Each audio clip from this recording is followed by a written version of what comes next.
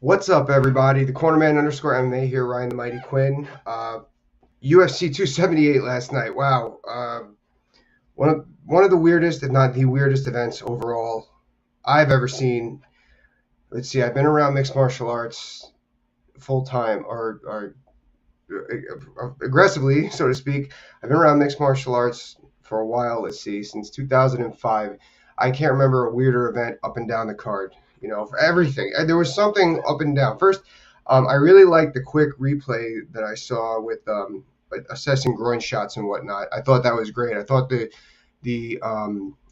referees did a great job on that, specifically with the Tybura and Romanov fight. Now that was I remember seeing that, like, oh man, this dude's taking the time.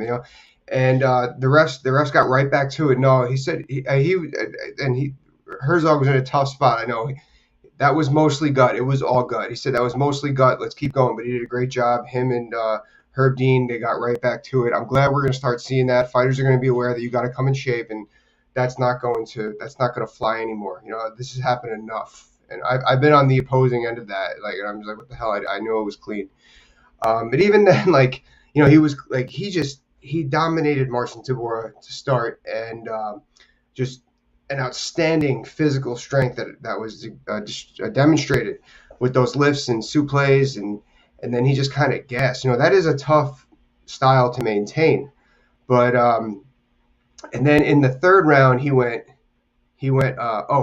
pound, hug, pound again. Like, he was doing anything he can to keep that fight from continuing or to chew up some clock. And man, I was happy for Marcin Tybura. That was cool. You can't win fights like that on the level. Now, what was the next one that was weird? Obviously, we're gonna try to go up the card here. There was another one. Oh yeah, yeah. What's his name? Oh yeah, Luis Saldana, Sean Woodson. Stupidity. That's the only thing I can think of. I try not to say these critical words, but that's just absolutely stupid. You're trying to, are you not entertained to the crowd? You're trying to, and then you blatantly, it wasn't even like a heat of the moment knee, illegal knee. You walked up to him, his both knees were on the ground, and you threw that knee. Like, that was just not having, you don't belong at the level if you're going to not have that awareness, if you have no awareness in that aspect. Like I said, this is not like you were against the cage and the opponent was doing it. It was heat of the moment. This was way different. That was just blatant stupidity. I don't even want to say it was blatant. It wasn't even like he was cheating. It was just stupidity. That's the only thing that I can come to. And then, he basically he let Sean Woodson off the hook. He was winning that fight, and he could have won one more round and then just coasted, and then he didn't. He ended up just he should have went away with a win that night, and stupidity cost him that. That's what it comes down to. What else we got here? Mike Perry. Rockhold needs Jesus. Yeah. We're gonna. Is that one next on my list here, Mike? Let's see here. I wanted to talk about Tyson Pedro a little bit. I thought that was a fantastic performance. I'm so happy he's back in the mix. That dude is awesome. Oh yeah. Mirab Dvalishvili against Jose Aldo. We're gonna do that one next. Now, there was this fight and another fight had similar attributes to the scoring. Now, there wasn't a lot of damage scored. This is a damage game. Oh, I'm doing a piece on that later this week, guys. This is a damage game for the judges to score. There wasn't a lot of damage. The next is dominance and duration. I felt that he showed the duration. Obviously, Jose Aldo he looked tired. Jose Aldo. Let's just call it what it was. He looked tired, and he just kept the proper pace. And every time he threw a third punch combination, he scored. Every time. The Jose was able to block. Jose has that very, I call it false aggression stance. He has that, so he's gonna deflect a lot of punches. But every time Marin threw a third punch, he scored, whether it was the liver shot or the right hand. And I thought that he started to pick that up after he fought the fight he was going to have to win. Actually, we're gonna go back down the card. There was one. Oh yeah. No, not Jared Gordon Santos. Let's see here. Oh yeah, Errol Kelly and Jay Perrin. Now, there was some confusion in that I saw on Twitter. I was speaking with someone. Another one. Oh, he had the Cornerman. Hey, Jay, what's up, man? Everyone called me the GOAT. Look at that. I finally have viewers. All right, that's what I'm talking about. Thanks, guys. Love doing work with every one of you. Jay Pagliaro has many. He's on social media a lot with a lot of different platforms. Fight Bananas. My man Dave Van Auken. We do the betting bananas. So happy you guys are tuning in. Tune in to Fight Bananas as well. Awesome analysis. So where are we going next? Oh yeah. I was talking with somebody on Twitter last night about the Errol Kelling and Jay Perrin fight, and this is another thing that we got to realize. The CompuStrike stats is a very flawed statistic. You got to throw that out when you're trying to score an MMA fight. Like we said before, this is a damage game. So the person on Twitter said, how did Jay Perrin lose that fight when he had a takedown and equal amount of strikes or strikes landed or something like that? First of all, another end of it being a flawed stat is what is exactly a significant strike? That's kind of opinion. Now, those takedowns that he landed, he did nothing with. He had very minimal riding time. Errol Kelling actually escaped and came back up several times, and then he landed really strict right hands. Those were really sharp right hands he was landing, I felt. I did feel that Perrin actually might have stole the fight in the last 10 seconds, but overall, that's what it was. This is a damage game. We're scoring damage, not point sparring, or we're trying to anyway. The point sparring is later on the ladder for tiebreakers. It's a very tiebreaker system. We can get into that on so many levels. We're not going to right now. Obviously, you guys know I'm big on the MMA scoring criteria. So that's what I think the judges were looking at, the overall damage and shots landed, like impactful shots landed. And there was a lot of them where the head was bouncing back. So that's where I think we were going there. Now let's go up the ladder. Yeah, I hear it. Yeah, Luke Rockhold needs Jesus, Mike. That's what we're going to next. Luke Rockhold, Paulo Costa. That was the icing. That was the creme de la creme of weirdness of UFC 278. Just Luke with constant hands on his knees.